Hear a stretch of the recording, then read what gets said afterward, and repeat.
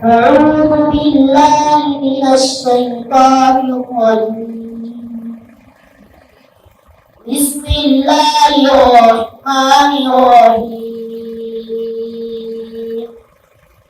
سبحان الذي أسرى بعبده ليلا من المسجد الحرام إلى المسجد الأقصى الذي باركنا حوله لنريه من آياتنا إنه هو السميع البصير. أعوذ بالله من الشيطان الرجيم بسم الله الرحمن الرحيم الحمد لله الذي هدانا لهذا وما كنا لنهتدي لولا أن هدانا الله.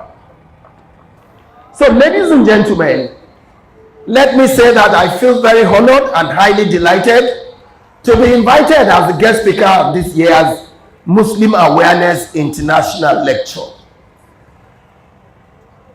I have taken the liberty as a scholar to slightly modify the topic to read from owners to refugees, the Palestinians, and the struggle for self-determination in the Middle East.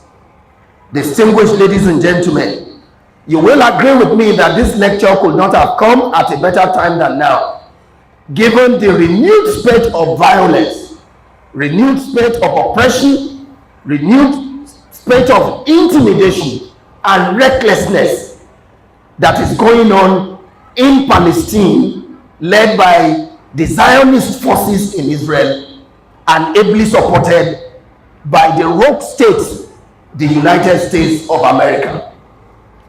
Distinguished ladies and gentlemen, the Palestinian struggle for self-determination can only be understood from the perspective of the unequal power relation within the international political economy. This power relation manifests in the West's unbridled desire to dominate the world by subtle but forceful imposition of its ideas, its culture, its civilization on all the people of the world. This is despite the fact that the Western civilization has trained other civilizations such as the Egyptian civilization, the Arabian civilization, even more recently, the Indian civilization. The consequence of this is the overglorification of capitalism as the best economic system and neoliberal democratic paradigm as the political counterpart of this very oppressive economic system. Distinguished ladies and gentlemen, historically, the place known and referred to as Palestine has been a territory in contention for over a millennium, whereas a school of thought believed that it is the birthplace of the Jews and the birthplace of Judaism and Christianity. Others opined that beginning from the 7th century, the entire land was conquered by Arab Muslims under its territorial empire known as the Ottoman Empire. It gradually became predominantly Muslim until the Crusades between 1096 and 1291. During this period, the area was fiercely contested in several conflicts between the West, ably led by its religious connotation, Christianity, and of course Islam. However, beginning from the 13th century, it became predominantly clear that the Muslims held sway with Arabic as the dominant language and was also first part of the Syrian province. Like I pointed out earlier, the Ottoman Empire until the British conquest of 1917. What is not controvertible is that the land contains religious sites that are held sacred, not only by Muslims, but also by Christians and of course the Jews. The root of the conflict in Palestine can actually be traced to the late 19th century with the rise of nationalist movements, including both Zionism as well as Arab nationalism. It should be noted that the Jewish aspiration to return to their homeland known as Zion had been part of the Jewish religious thought for more than a millennium. It was between 1859 and 1880 that the Jewish population in Europe, and to some degrees those in the Middle East, began to actively discuss the migration back to the land of Israel and the re-establishment of the Jewish nation. This, of course, must be understood as largely a solution to the widespread persecution, purported persecution of Jews in Europe. Zionism became established as a political movement in 1897, and this represents the organizational movement for the creation of a homeland for the Jewish people in Palestine. In the prosecution of their objective, the World Zionist Organization and the Jewish National Fund encouraged the immigration of Jews and funded the purchase of land both under the Ottoman rule and under the British colonial mandate in the region of Palestine. Distinguished ladies and gentlemen, the Balfour Declaration in 1917 proposed to favor the establishment in Palestine of a national home for the Jewish people, but that nothing should be done to prejudice the civil and religious rights of the existing non-Jewish communities in Palestine. This declaration has, to say the least, been implemented in breach, because not only is the civil and religious rights of non-Jewish communities have been consistently and persistently violated contrary to the terms and the principles of the declaration. There is therefore the concerted effort to forcefully and violently annihilate the predominant Arab and Muslims in the Palestinian region. On May 15, 1947, the General Assembly of the newly formed United Nations resolved that a committee be formed, which it named the United Nations Special Committee on Palestine. The committee was to prepare for the consideration of the next regular session of the Assembly a report on the question of Palestine. The committee consists of several countries: Canada, Czechoslovakia, Peru, Sweden, etc. The committee submitted a report on the 3rd of September 1947. In chapter 6 of the report, the majority of the committee proposed a recommendation which was to be considered by the United Nations General Assembly. The recommendation advised that the Palestine within its present borders, following a transitional period of 2 years from September 1, 1947, shall be constituted into an independent Arab state, an independent Jewish state, and of course the city of Jerusalem. It is instructive to note that on the 29th of November 1947, the General Assembly of the United Nations adopted a resolution which recommends that the United Kingdom as the mandatory power for Palestine, and to all other members of the United Nations, the adoption and implementation with regards to the future of government in Palestine. The plan of partition was slightly amended, and in chapter 6 of the report of September 3, 1947, the resolution reads: in accepting this resolution, 33 states voted in favor of the resolution, while 13 countries opposed it. 10 countries abstained. Whereas within this plan, the Arab in Palestine and the surrounding Arab states rejected this proposal by the United Nations to so balkanize their state in that nature.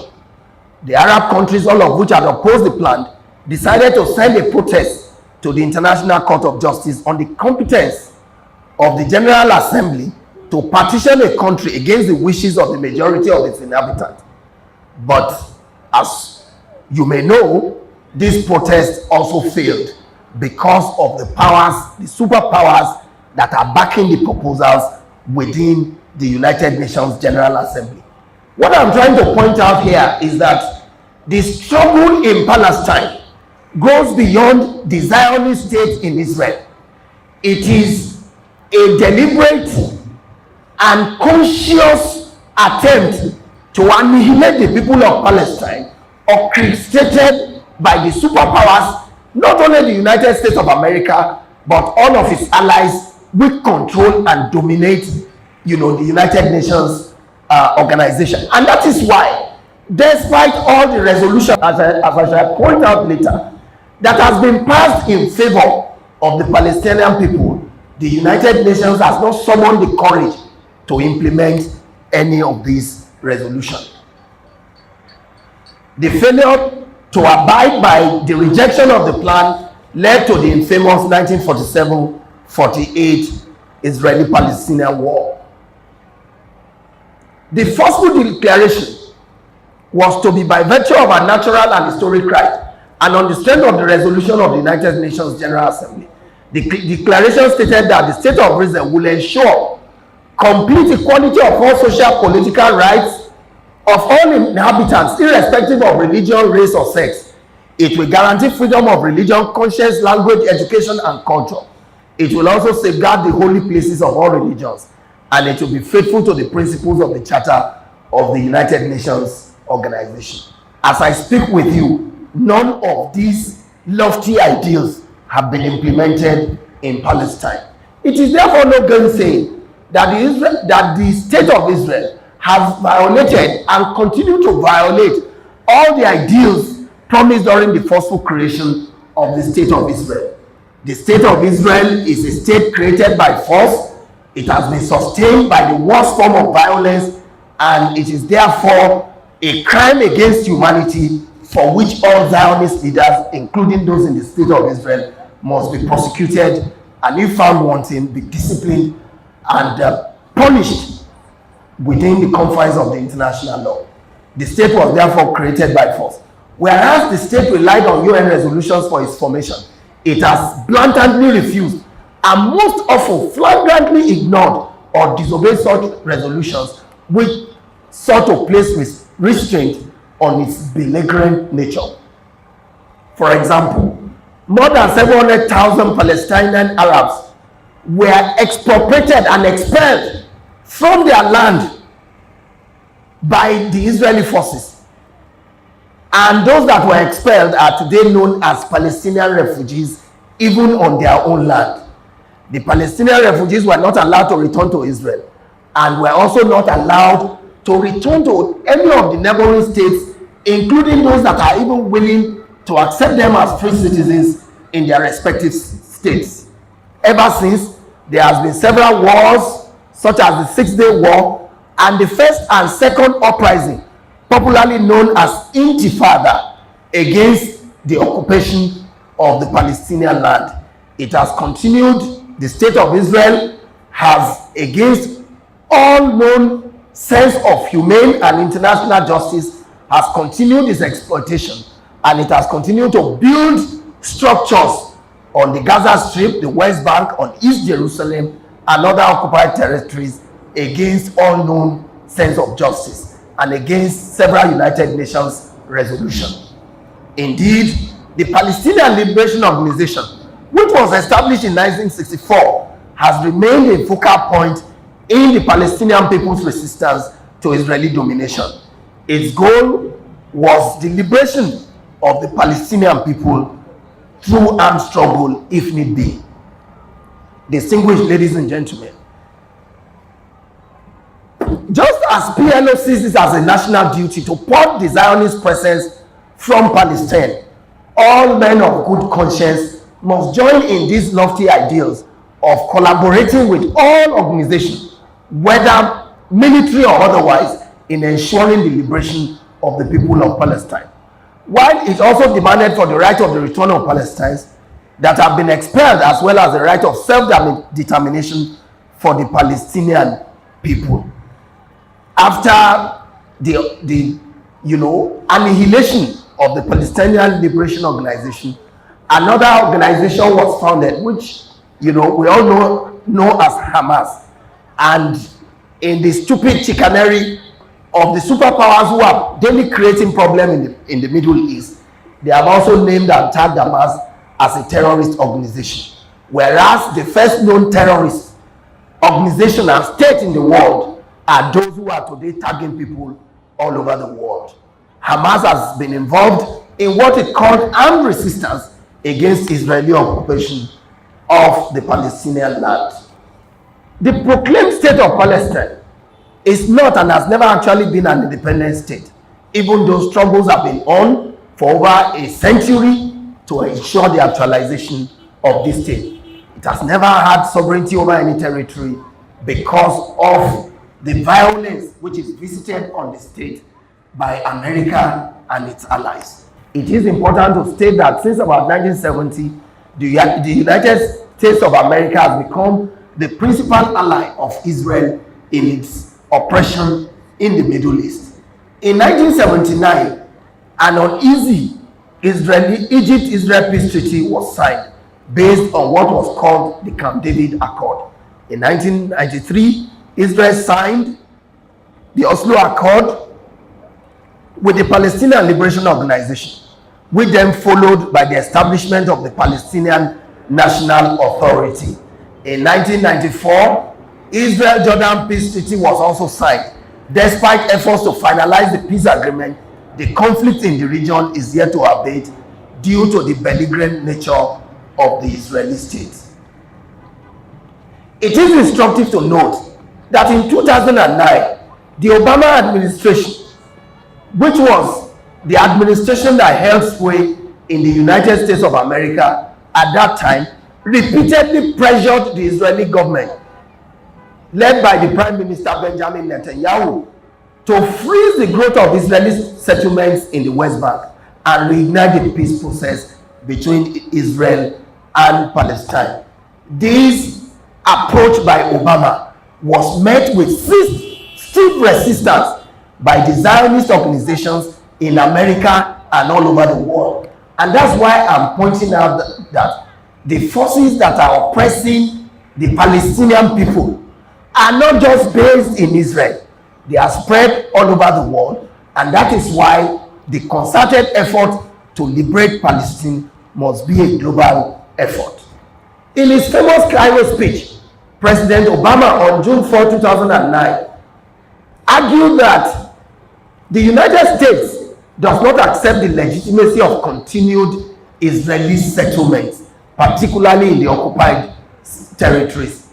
The construction of these occupied territories violates previous agreements and undermine the effort to achieve peace in the region, and therefore he called for the stoppage of the building of such settlement. Of course, this kind of call also fell on the deaf ears of the powers that be in Israel.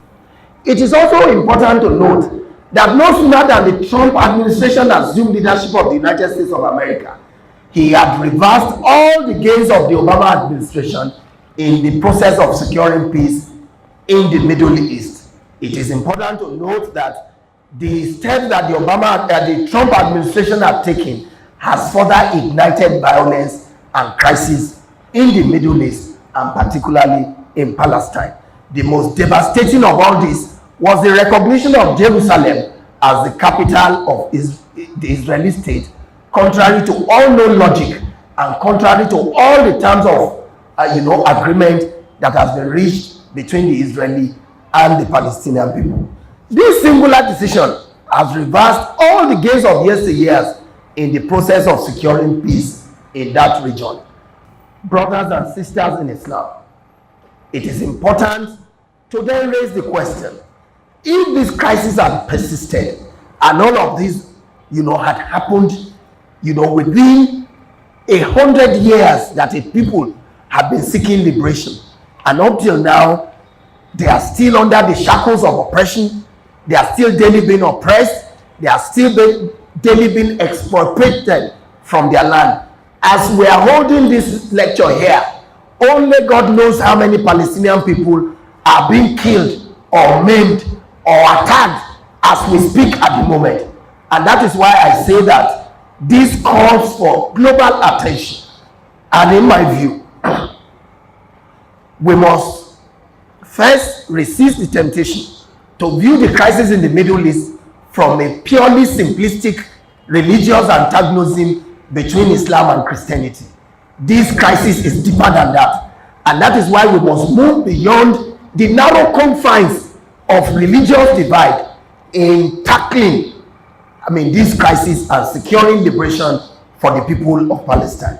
As pointed out by the director of MAI, it is a situation that borders on crass injustice and the violation of fundamental human rights of the Palestinian people, which is against all known conventions as stipulated in all the United Nations resolutions that have been passed on the Palestinian crisis.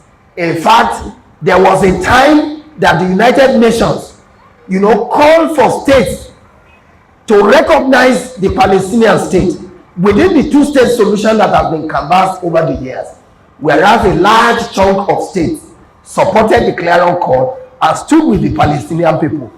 Those rogue states who are the root of this crisis were the ones who frustrated the recognition of the Palestinian state. While that was done, they went ahead to declare Jerusalem as the capital city of another rogue state, which is the Israeli Zionist state. In my view, the conflict typifies the oppressive, imperialistic, and unjust international political economy led and dictated by the United States of America and its so-called allies.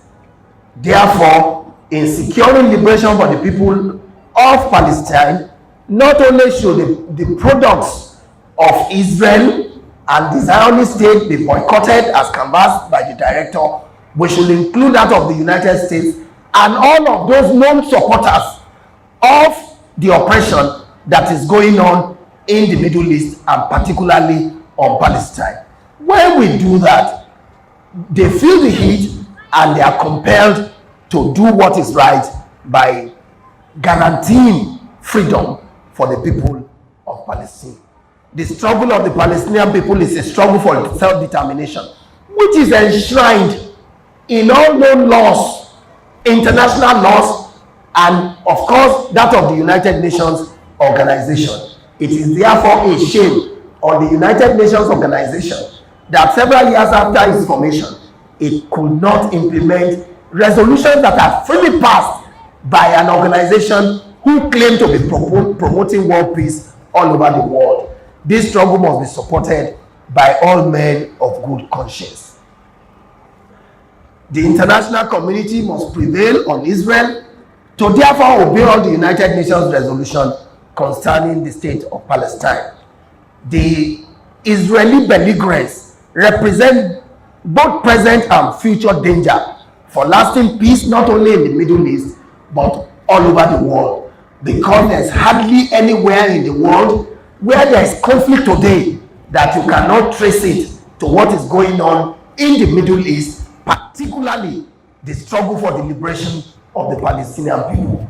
The United States of America must reverse the declaration and recognition of Jerusalem as the capital of Israel, because this not only violates the principle of the map that was drawn in 1948, it also abuts all logic, because Jerusalem belongs to not only the Israeli state but also the Palestinian people and all other religious and ethnic groups that inhabit the area in the Middle East.